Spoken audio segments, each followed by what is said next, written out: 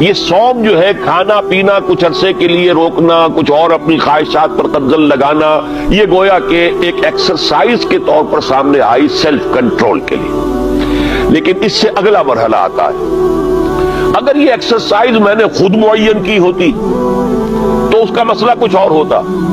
لیکن چونکہ یہ ایکسرسائز جس کا نام صوم ہے یہ اللہ نے فرض کی ہے،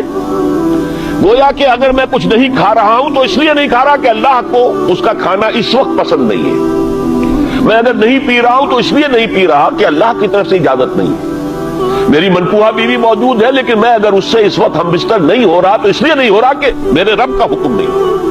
گویا کہ اب یہاں کیا معاملہ ہوا کہ خودی کو مضبوط کرو لیکن پھر اسے خدا کے سامنے جھکا دو۔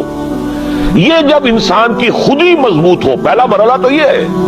اگر آپ کی خودی مضبوط نہیں ہے اور ایاک نعبد و ایاک نستعین اندر سے نفس کہہ رہا ہے کہتے رہو تم ایاک نعبد و ایاک نستعین، میں تو نہیں مانتا حکم،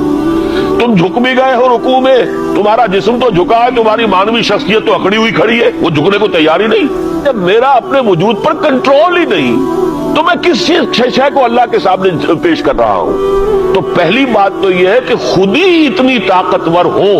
کہ وہ اپنے وجود کے اوپر حکمران ہو، پھر وہ اپنی پوری شخصیت کے ساتھ اللہ کے سامنے جھکے۔ جب یہ مضبوط اور توانا خودی خدا کے سامنے اپنے آپ کو گرا دیتی ہے، بچھا دیتی ہے، اس کا نام تقویٰ ہے، اللہ کا تقویٰ۔ تو گویا کہ ضبط نفس، لیکن اس سے آگے بڑھ کر ضبط نفس کے ساتھ اللہ کی اطاعت اور اس کا تقویٰ در حقیقت یہ ہے غرض و غایت اس ریاضت یا عبادت صوم۔